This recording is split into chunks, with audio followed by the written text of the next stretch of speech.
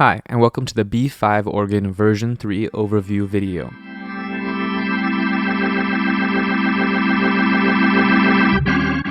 The V3 update is a significant overhaul from the V2, including many complete redesigns like the Leslie, UI, tone generation, and more. As with all of our updates, this one's free for all V2 owners. We sent out a survey a while back asking version 2 owners what they would want in a V3, and thanks to your answers, we were able to understand what needed to be done to make an even better third version. We tried to include everything that was doable and relevant, and fortunately, there was a lot of things. So here are the main ones. We won't go into detail for each of them, but they'll all be explained on the webpage and in the manual. If you haven't checked out the V2 video yet, you should have a look at it first, as it covers the basic features of the B5 organ, and we just added a ton to the V3. So first, the UI was completely redesigned. You might not know this, but UVI recently added the possibility to zoom in on their interface in the preferences, so we suggest that you use 150% zoom on the interface. Okay, back to the UI changes. So we moved a few things around. The percussion buttons are now to the right, the vibrato is centered, and the list goes on, but basically it's all been done to match the setup on a real Hammond. But we didn't stop there. Many requests were related to features that were actually already present, but somehow not easily accessible or in the most intuitive spot. So we tried to fix that. The presets are now global at the bottom right of the interface, and they now save everything. And of course we added a bunch of them. We only left the drawbar presets, but moved them above the corresponding drawbars. You can completely edit their content in the preferences. The MIDI panel also got a facelift. You can still choose from a variety of known MIDI controllers, but now you can invert, toggle, choose the controller, and channel for each element. There's also a learn feature for each element, so all you have to do is click on it and move a control for it to be automatically assigned.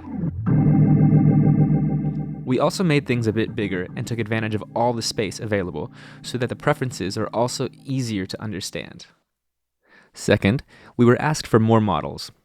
We'll detail this later on as it gets pretty technical, but in the V3, we introduced tone wheel voicings that you can change independently from the tone wheel models. The tone wheel models are actually recorded tone wheel samples, which we know can vary from one organ to another. The voicing models are measured tone wheel volumes that also vary from organ to organ, and that can be adjusted manually.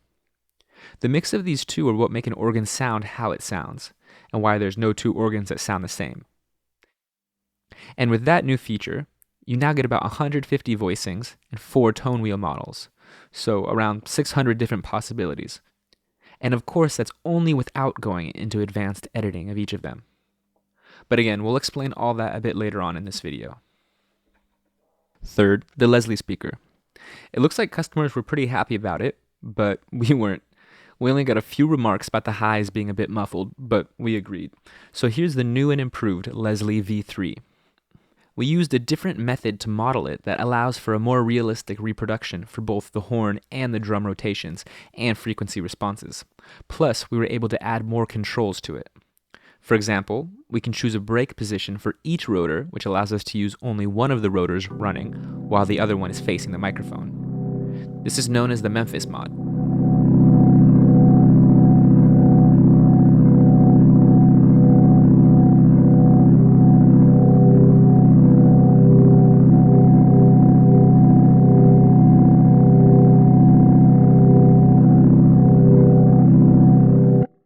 So for each rotor, you can choose the speeds for choral and tremolo, as well as some speed variation, the acceleration and deceleration times, the position of the microphones, the microphone angles and distance, and even enhance the amplitude modulation.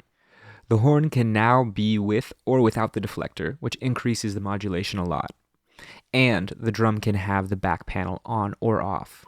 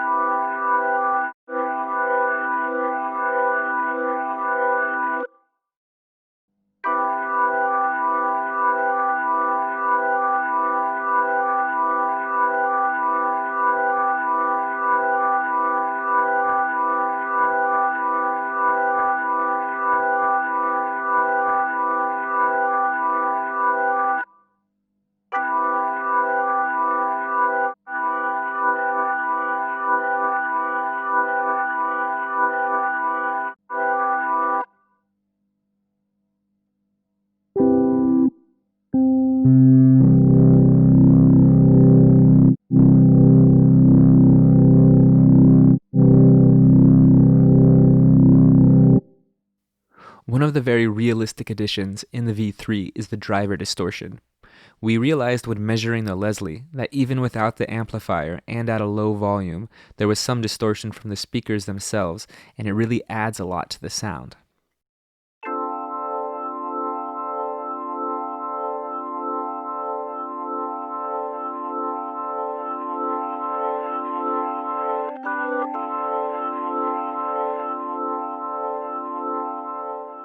You can choose between a few different Leslie models for each rotor.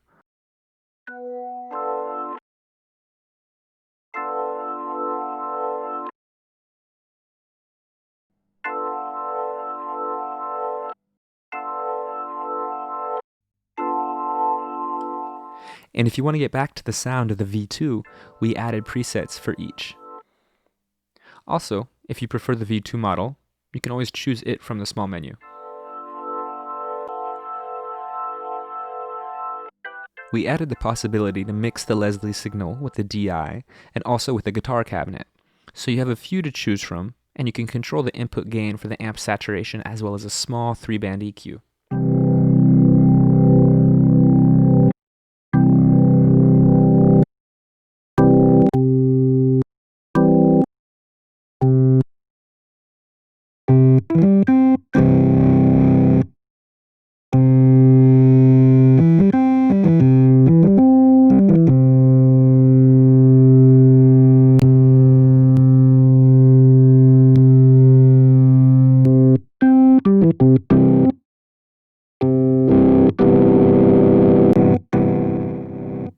Okay, that's it for the Leslie.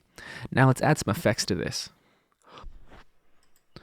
One thing that users asked us the most for was the addition of some effects. So we created an effects panel where you can add up to 7 different effects. The reverb unit is the same as the one that comes on the main panel, but with some added controls like reverb time, type, and you can place it pre or post Leslie. Then the other effects are all pre-Leslie. So here's how each one sounds.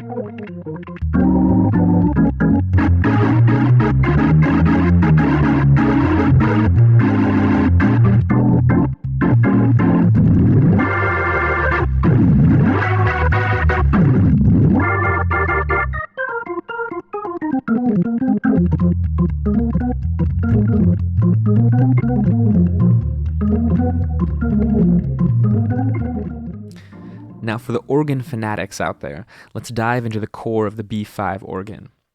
We really went a few steps further than for the V2. We now reproduce the whole wiring chain from the tone generation to the AO28 amp frequency response to the resistive wires and finally to the drawbar terminals. With the help of Con Zisis, a very cool Hammond organ enthusiast who serviced, adjusted, and measured many different organs over the years, we were able to figure out every aspect of the signal chain and to actually use a lot of the measurements he made. This gives you access to more than 150 different organ voicings from old 1935 models A, B, and on to the most recent 70s B3, C3, or A100. Most of these models came with old wax capacitors, after capacitor changes, and after tone wheel voicing.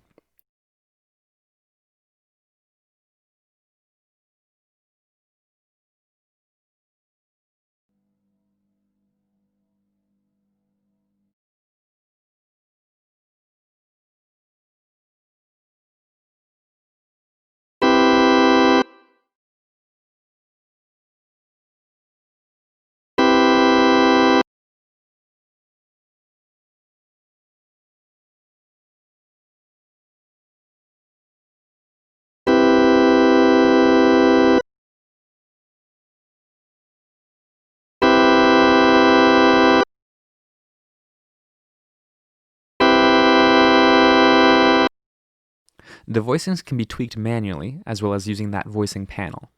Each vertical bar represents the distance from the tone wheel to its pickup. Choose one that you like from the list, then tweak it, and once you're happy, just save it to a file so that you can share it or reload it later. Also, since these measurements were taken at the output of the tone wheels, they will go through the whole signal chain, so you can apply different mods to it, like, for example, the manual tapering. By default, all B3, C3, and A100s use manual tapering, which means that for one drawbar, a different volume reduction is applied to different tones. For example, on the 8 feet drawbar, the frequencies get louder as you go up the scale. But older models like the A, B, C, and so on, as well as the spinets, they do not have manual tapering. You can disable it from the panel, or even use a hybrid manual tapering, which is a common mod on those older organs or on the spinets. As Conzis has explained, a hybrid manual tapering, this kind of setup will produce the best of both worlds because it'll produce the deeper bass and the fatter lower mids of the non-tapered manuals, while also producing the fat top octave scream.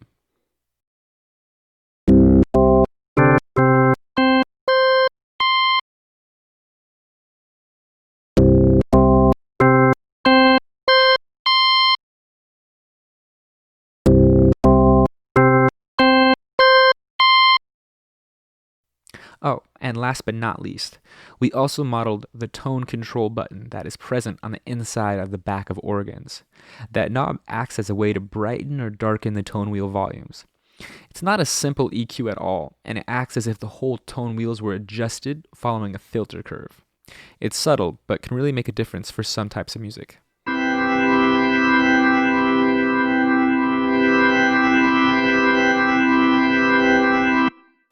And here's some other cool new things that we added and changed from the V2. The contact click is now much more realistic. Each of the 9 contacts changes each time it's played. That, plus the time delay to make contact that changes with velocity, makes it almost impossible to get the same click sound twice.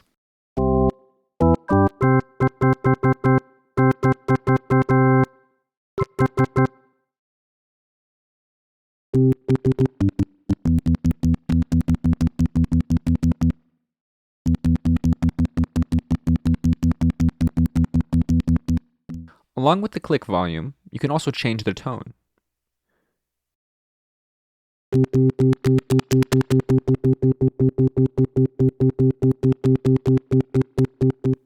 You can now control the amount of crosstalk and increase those overtones, or make the source sound like a pure sine wave.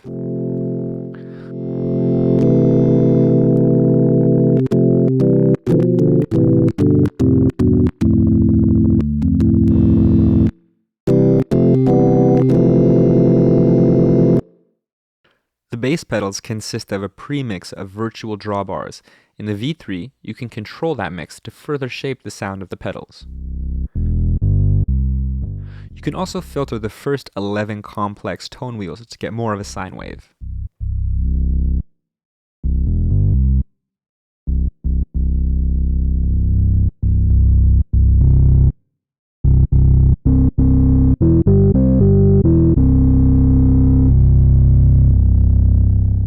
The tube distortion has been completely changed and can now scream much more than before, while also being much warmer as well.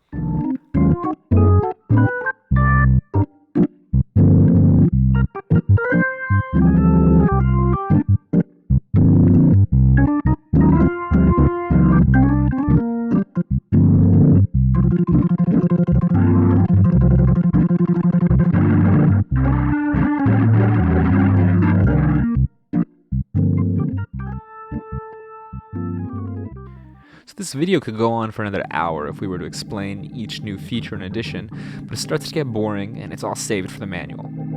So thanks for watching this video, and thanks so much to all of the users that helped us with their ideas. And of course, a big special thanks to Conzis for all of your help, and to Dave Gross for your help on the Leslie.